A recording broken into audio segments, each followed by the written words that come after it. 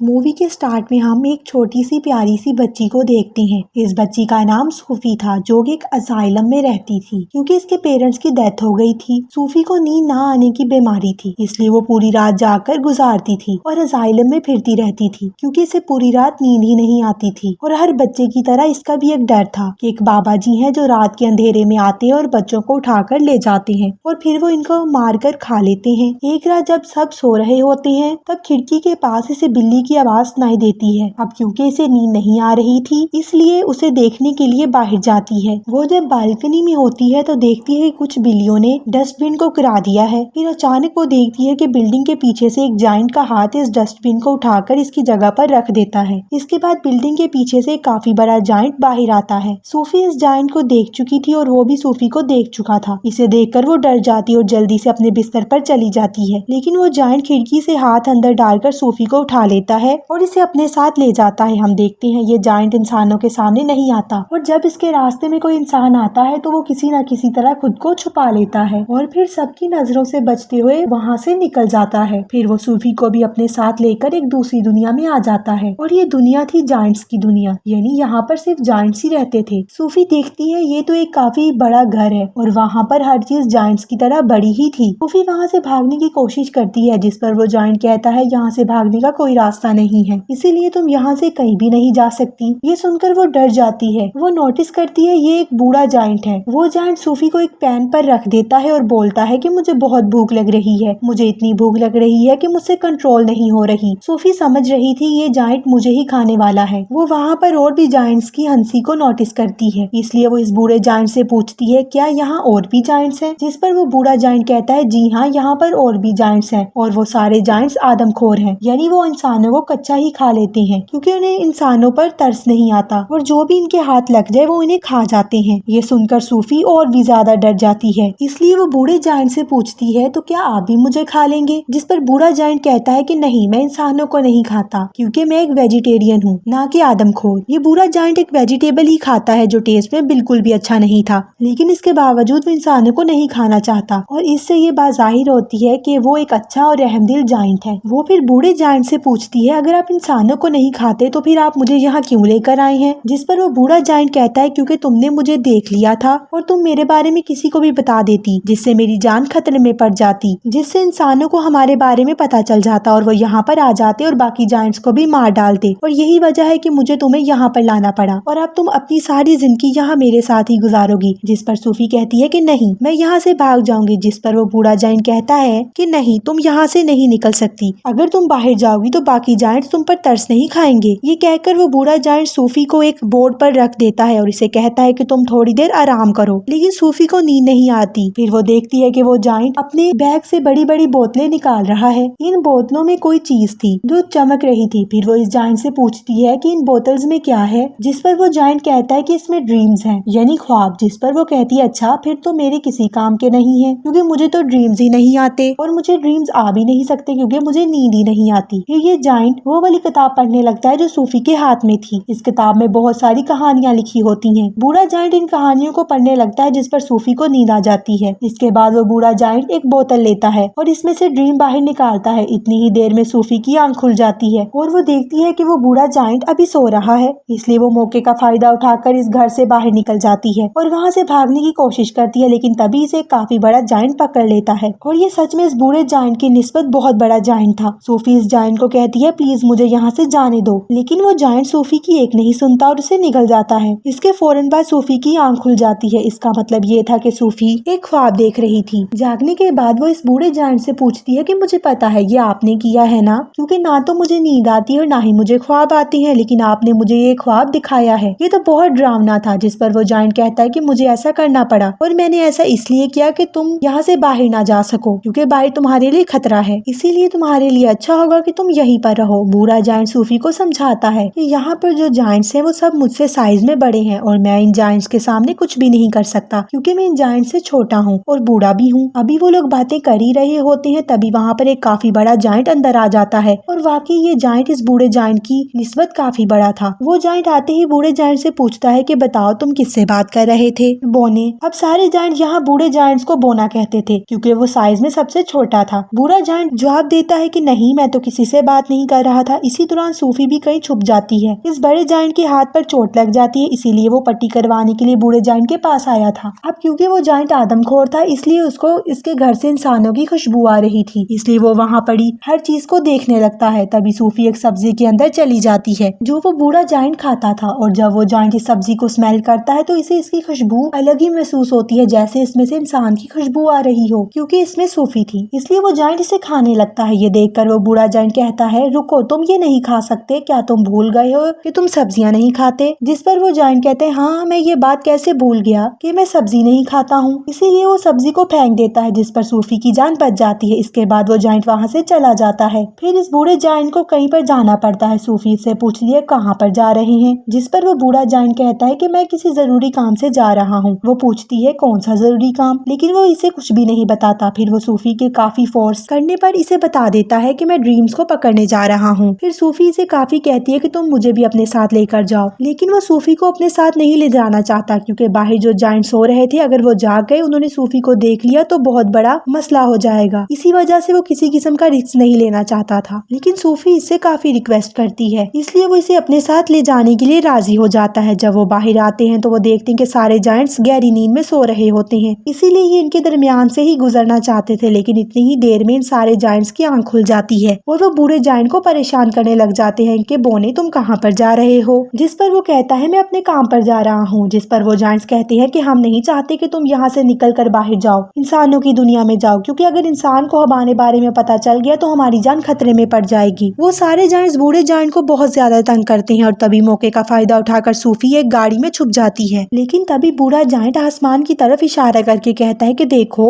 सब के सब आसमान की तरफ देखो, बारिश होने वाली है। असल में इन सारे जायंट्स को पानी से डर लगता था, क्योंकि उन्हें वाटर फोबिया था। तभी वहाँ पर बारिश होने लगती है और वो सारे जायंट्स जाकर छुप जाते हैं। तो मौके का फायदा उठाकर वो दोनों, यानी बूढ़ा जायंट और सूफी, भी वहाँ से चले जाते हैं। वो लोग पहाड़ों पर चढ़ने लगते हैं। चलते चलते वो बादलों से भी काफी आगे निकल जाते हैं। सूफी कहती है, यहाँ से तो देखने में ये स्टार्स तो बहुत ही प्यारे लग रहे हैं। बूढ़ा जायंट्स कहता है कि मैं इनका म्यूजिक भी सुन सकता हूँ। वो बताता है कि मैं इवन दुनिया की हर आवाज ही सुन सकता हूँ। मैं चूंटियों की आवाज भी सुन सकता हूँ, कीड़े मकोड़ों की आवाज भी सुन सकता हूँ, इवन मैं दरख्तों की कहानियां भी सुन सकता हूँ। मेरे कान इतने तेज हैं कि पूरी दुनिया की आवाज को आसानी से सुन सकते हैं। ये सुनकर सूफी कहती है, मुझे तो यकीन नहीं आ रहा आपकी बातों पर। बूढ़ा जायंट कहता है कि यही सच है बेटा, तुम्हें मानना होगा। जिसके बाद वो लोग एक लेक के पास पहुंच जाते हैं, जिसके पास काफी बड़ा और खूबसूरत ट्री था। बूढ़ा जायंट पानी में कूद जाता है और उनके साथ सूफी भी कूद जाती है। दोनों फिर लेक के दूसरे किनारे पर पहुंच जाते हैं और ये होती है ड्रीम्स की दुनिया, क्योंकि ड्रीम्स इस ट्री से यहाँ कतरों की तरह गिरते हैं और बूढ़ा जायंट इन्हें पकड़ने के लिए यहाँ आता है। फिर वो दोनों मिलकर बहुत सारे ड्रीम्स पकड़ते हैं। इन ख्वाबों में दोनों अच्छे और बुरे ड्रीम्स दोनों होते हैं। ड्रीम्स को पकड़कर वो दोनों वापस जाने लगते हैं। ये दोनों अब एक दूसरे के काफी अच्छे दोस्त बन गए थे और एक दूसरे के साथ काफी खुश थे। बूढ़ा जायंट इसे अपनी दुख भरी कहानी भी सुनाता है कि यहाँ सारे जायंट्स मुझे बोना कहते हैं, लेकिन फिर वो एक बात सोचकर खुश हो जाता है कि यहाँ पर मुझे कोई ऐसा साथी भी मिला था जो मुझे बिग फ्रेंडली जायंट कहता था। ये सुनकर सूफी कहती है, तो आज से मैं भी आपको BFG ही कहूंगी, यानी बिग फ्रेंडली जायंट। ड्रीम्स पकड़ने के बाद ये दोनों शहर में घूमते फिरती हैं, जहाँ पर बच्चे अपने अपने घरों में सो रहे होते हैं और BFG उन्हें ड्रीम्स में बहुत अच्छे अच्छे ख्वाब देता है, ताकि ख्वाब में उन लोगों को खुशियाँ मिल सके। यहाँ पर हम ये जान लेते हैं कि BFG एक बहुत ही अच्छे दिल का जायंट है, जो ड्रीम्स की दुनिया से ड्रीम्स लाकर लोगों को देता है, ताकि सोते हुए ही सही ये लोग अपनी जिंदगी में खुशियाँ ला सकें। सूफी पूछती है कि ड्रीम्स के बारे में आपको आपके पेरेंट्स ने बताया था? जिस पर वो जायंट यानी BFG कहता है कि जायंट्स के पेरेंट्स नहीं होते। फिर वो BFG से उसकी एज पूछती है कि आपकी कितनी एज है? BFG जवाब देता है, जितनी उम्र इस दुनिया की है उतनी ही मेरी उम्र है, यानी जब से ये दुनिया बनी थी तब से जायंट्स भी बन गए थे, लेकिन ये इस दुनिया में इंसानों से छुप के रहते हैं, यानी दीवारों के पीछे। वो दोनों वापस जाने लगते हैं। सूफी अचानक पूछती है कि मेरा ब्लैंकेट किधर है? असल में सूफी का ब्लैंकेट जायंट्स की दुनिया में ही रह गया था। इस वजह से BFG परेशान हो जाता है, इसलिए वो सूफी से कहता है कि अब मैं तुम्हें अपने साथ नहीं ले जा सकता, क्योंकि अब तक उन जायंट्स को पता चल गया होगा कि मेरे साथ एक इंसान भी है। और यहाँ पर जायंट सूफी को एक बात बताता है कि बहुत सालों पहले मुझे एक बच्चा मिला था और वो भी इतना ही प्यारा और मासूम था जितनी के तुम हो, और तुम्हारी तरह उसने भी मुझे देख लिया था और इसी वजह से मैं उसे अपने साथ जायंट्स की दुनिया में ले गया था। और इस बच्चे ने मुझे पढ़ना सिखाया, और ये जो जैकेट तुमने पहनी है ये मेरे उसी छोटे से दोस्त की है। इससे पहले कि मैं इस बच्चे को इसकी दुनिया में वापस लेकर आता काफी देर हो चुकी थी और मैं बिल्कुल भी नहीं चाहता कि इस बच्चे जैसा तुम्हारे साथ भी हो, यानी मेरे दोस्त जैसा तुम्हारे साथ हो। अब तुम भी तो मेरी दोस्त बन चुकी हो। इसीलिए वो सूफी सूफी को वहाँ छोड़कर जाने का फैसला करता है, लेकिन सूफी उन्हें काफी मना करती है यहाँ पर रुकने पर और उसके साथ जाने की जिद करती है। लेकिन वो जायंट इस बार इसकी बात नहीं मानता। BFG उसे असाइलम में छोड़कर वहाँ से जाने लगता है। सूफी वहाँ पर नहीं रुकना चाहती, इसलिए वो बालकनी से कूद जाती है क्योंकि इसे पता था जायंट इसे बचा लेगा और ऐसा ही होता है। जायंट इसे बचा लेता है, इसलिए ना चाहते हुए उसे सूफी को अपने साथ ले जाना पड़ता है। इसलिए वो इसे जायंट की दुनिया में वापस ले आता है, जहाँ पर बाकी जायंट्स पहले से ही इन लोगों का वेट कर रहे थे क्योंकि सारे जायंट जान चुके थे कि बूढ़ा जायंट अपने साथ इंसान लाया है। इसलिए वो सारे जायंट्स जानना चाहते थे कि वो इंसान कौन है और कहाँ से आया है। इसीलिए वो ब्लैंकेट की खुशबू की वजह से BFG के घर को चेक करते हैं और सारे सामान की तोड़फोड़ करते हैं। लेकिन BFG इस ब्लैंकेट को जला देता है जिसमें सूफी की खुशबू थी। फिर वो सारे जायंट्स को अपने घर से जाने के लिए बोलता है। सूफी वहाँ दीवार पर लगी एक तस्वीर को देखती है जो कि प्रिंसेस की तस्वीर थी। इस तस्वीर को देखकर सूफी को एक आइडिया आता है और वो BFG को कहती है कि आप प्रिंसेस के लिए एक ड्रीम बनाएं और इस ड्रीम में आप ये बताएं जायंट्स की एक दुनिया पाई जाती है इसी दुनिया में, और वो सारे जायंट्स इतने खतरनाक है कि वो बच्चों को मारकर खा लेते हैं और इसी ड्रीम में आप हम दोनों को भी शामिल कर लेना ताकि जब हम प्रिंसेस के सामने जाएं तो हमें पहचान लें। ये सुनकर जायंट ऐसा ही करता है और वो जायंट्स की दुनिया में रहने वाले सारे जायंट्स का एक ड्रीम बनाता है और वो इस ड्रीम में खुद को और सूफी को भी डाल देता है और साथ साथ वो शहर के मिसिंग बच्चों को भी डाल देता है। फिर वो इस ड्रीम को लेकर प्रिंसेस के घर के पास चले जाते हैं और ये प्रिंसेस की नींद में ये ड्रीम डाल देते हैं और प्रिंसेस वो सब कुछ देख लेती है जो ये प्रिंसेस को दिखाना चाहते थे। प्रिंसेस की जब आंख खुलती है तो वो बहुत ज्यादा डरी होती है क्योंकि ये अब एक डरावना ड्रीम था, क्योंकि जायंट्स बच्चों को खा रहे थे। प्रिंसेस इस ड्रीम के बारे में अपनी केयर टेकर को भी बताती है, जिस पर वो केयर टेकर कहती है कि आप फिक्र मत कीजिए, ये सिर्फ एक डरावना ड्रीम था। लेकिन जब वो न्यूज़पेपर पढ़ती है तो कहती है ये बहुत अजीब बात होगी क्योंकि कल रात बहुत सारे बच्चे मिसिंग हो गए थे अपने अपने घरों से और ये बिल्कुल वैसा ही हुआ जैसा आपने ड्रीम में देखा। तभी प्रिंसेस कहती है कि पर्दे हटाओ और पर्दे हटते हैं। खिड़की के ऊपर सूफी खड़ी होती है। असल में ये चीज भी इन्होंने ड्रीम में डाल दी थी और इसमें BFG को भी डाल दिया था। तब सूफी उन्हें BFG के बारे में बताती है और साथ साथ प्रिंसेस से प्रॉमिस भी लेती है कि आप मुझसे वादा करें आप BFG को कोई नुकसान नहीं पहुंचाएंगी। तब BFG प्रिंसेस के सामने आता है और तमीज से इनके सामने झुक जाता है। तब प्रिंसेस भी अपने वादे को पूरा करती है। अच्छा, यहाँ जायंट्स भी एक फनी बात थी कि वो किसी भी लफ्ज को ठीक से नहीं बोलते थे, इसीलिए वो महारानी को मरहानी कहता था, BFG इंसान को इंसान कहता था और ऐसे ही उल्टे सीधे लफ्ज बोलता था। इसके बाद प्रिंसेस इनका अच्छे से वेलकम करती है और इन्हें काफी अच्छी दावत देती है। फिर ये लोग सारी बात प्रिंसेस को बता देते हैं कि जायंट्स की दुनिया में 9 ऐसे बड़े बड़े जायंट्स हैं जो इंसान और बच्चों को पकड़कर खा लेते हैं। इसीलिए प्रिंसेस इनकी मदद करने के लिए तैयार हो जाती है और अपनी एक पूरी आर्मी तैयार कर लेती है जो कि BFG की मदद से अपने हेलीकॉप्टर में बैठकर जायंट्स की दुनिया के लिए निकल जाते हैं। अब उन्होंने यहाँ एक प्रॉपर प्लान बनाया हुआ था, इसीलिए वो प्लान के मुताबिक एक जगह पर रुक जाते हैं क्योंकि पूरी तैयारी के साथ इन पर हमला करने के लिए आए थे। प्लान ये था कि BFG एक ड्रीम बनाएगा और उस ड्रीम में BFG उन जायंट्स के लिए शर्मिंदगी और पछतावे डालेंगे उनके बुरे कामों के लिए जो उन्होंने किए थे और BFG ऐसा ड्रीम बना भी लेता है। लेकिन जैसे ही BFG इस ड्रीम को इन जायंट्स में डालने के लिए जाता है तब उन्हें याद आता है कि ड्रीम डालने वाली चीज तो मैं प्रिंसेस के घर में ही छोड़ आया हूँ और इस चीज के बगैर मैं ऐसा नहीं कर सकता क्योंकि इन जायंट्स के पास जाना था। लेकिन सूफी हिम्मत करके ड्रीम वाले जार को उस जगह पर ले जाती है जहाँ पर वो जायंट्स सो रहे थे।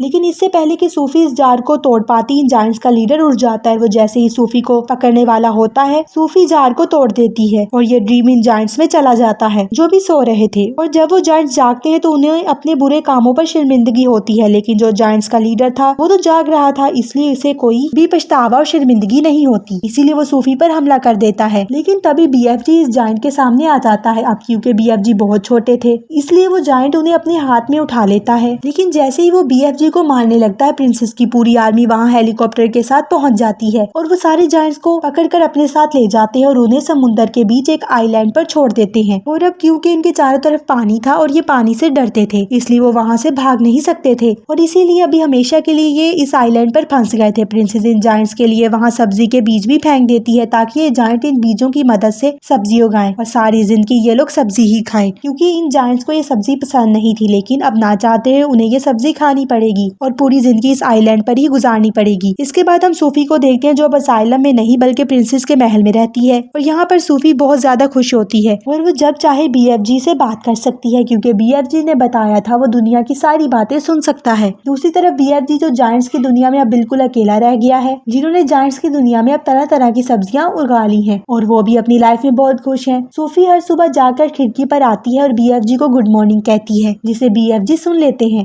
और इसका जवाब देती है और ये प्यारी मूवी यहीं पर खत्म हो जाती है।